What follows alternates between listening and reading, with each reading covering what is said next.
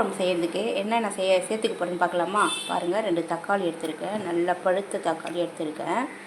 கத்திரிக்காய் போட்டு வச்சா சூப்பராக இருக்கும். ஆனாலுங்க முருங்கைக்காய் 2 முருங்கைக்காய் போட்டு வச்சிங்களா அவ்வளோ ஒரு டேஸ்ட்டாக இருக்குங்க. எனக்கு இப்போ முருங்கைக்காய் கிடைக்கல, போகணும் மார்க்கெட் போயிட்டு வாங்கிட்டு வரணும். வாங்கிட்டு வர சோம்பேறி தானே தான், ரொம்ப தூரம் கூட கிடையாது எனக்கு, பக்கத்து தெருவு தான் மார்க்கெட்டு. சோம்பேறி தானே தான், வேறு ஒன்றும் இல்லை. வெங்காயம் இதை கூட 2 உருளைக்கிழங்கு சேர்த்துப்போங்க. இவ்வளோ தாங்க இதுக்கு தேவையானது. ஆனாலும் செம்ம டேஸ்ட்டாக இருக்குங்க. அது எப்படி செய்யறதுன்னு பாருங்கள் வாங்க.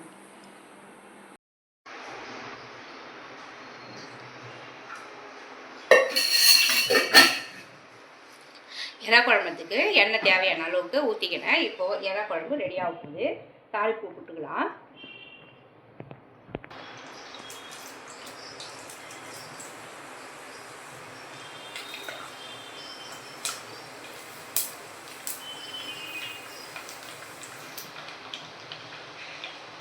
கடுகு நல்லா பொரிஞ்ச உடனே வெங்காயம், தக்காளி, கருவேப்பிலை எல்லாமே சேர்த்துக்கலாம்.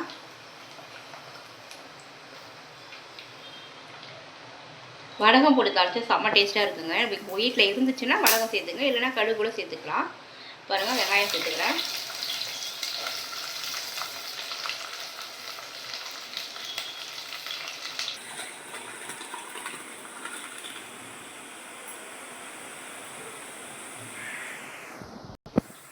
வெங்காயம் வதங்கிடுச்சுங்க.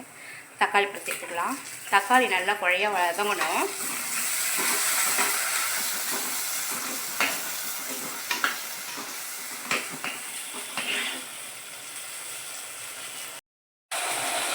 இப்போ தேவையான அளவுக்கு மிளகாத்தூள் சேர்த்துக்கலாம்.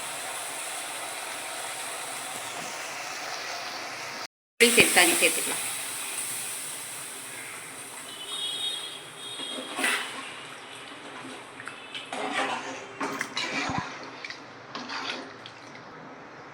உப்பு சேர்த்துக்கலாம் தேவையான அளவுக்கு.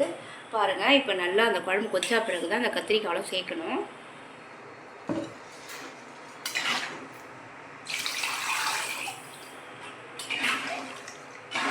போதுமா?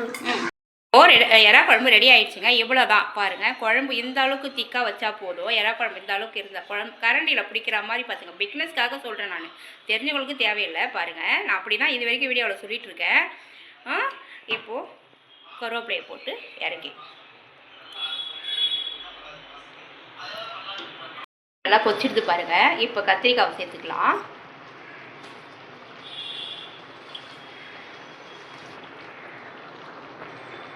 நான் கத்திரிக்காய், உருளைக்கிழங்கு போட்டு தான் எறா குழம்பு வைக்கிறேன். ஆனாலும் அவ்வளோ டேஸ்ட்டாக இருக்குங்க. இருந்தாலும் ஒரு முருங்கைக்காய் போட்டு வச்சிங்கன்னா முருங்கைக்காவுக்கும் அந்த எறாவுக்கும் அவ்வளோ ஒரு பந்தம் போல் இருக்குங்க. செம்மையாக இருக்கும், டேஸ்ட்டாக இருக்கும். நீங்கள் ஒரு முறை முருங்கைக்காய் மட்டும் போட்டு வச்சா கூட சூப்பராக இருக்கும். ட்ரை பண்ணி பாருங்கள். இதே மெத்தடில் நான் வச்ச மெத்தடில் வச்சு பாருங்களேன். சிம்பிளாக இருந்தாலும் டேஸ்ட்டாகவே இருக்கும். தெரியாதவங்க கண்டிப்பாக இதை மாதிரி பார்த்து நீங்கள் செஞ்சுக்கிங்க. நம்ம வீட்டில் சண்டே ஸ்பெஷல் என்னென்னு பார்க்குறீங்களா? சிம்பிளான மெனு தாங்க. பாருங்கள், எறா தொக்கு வச்சுருக்கேன். வீட்டில் எல்லாமே சாப்பிட்டு இருக்காங்க. அதோடு வந்தீங்கன்னா ரசம், சாதம், மெயினானது எறா குழம்பு. செம்மையாக இருக்குங்க. இந்த எறா குழம்பு ரெசிபி வேணும்னா நம்ம இந்த சேனலில் ஆசை பார்த்துட்டு நீங்கள் கிளிக் பண்ணுங்கள். அப்படியே வாங்க. முட்டைங்க. நம்ம வீட்டில் இன்றைக்கி சிம்பிளான மெனு தாங்க. உங்கள் வீட்டில் என்னென்னு கமெண்ட் சொல்லுங்க. பிடிச்சிருந்தா நம்ம குமாரி சேனலை சப்ஸ்கிரைப் பண்ணிங்க. இது புது சேனலுங்க, நான் புதுசாக ஓப்பன் பண்ணியிருக்கேன். நம்ம சேனலை சப்ஸ்கிரைப் பண்ணிக்கோங்க. பாய்.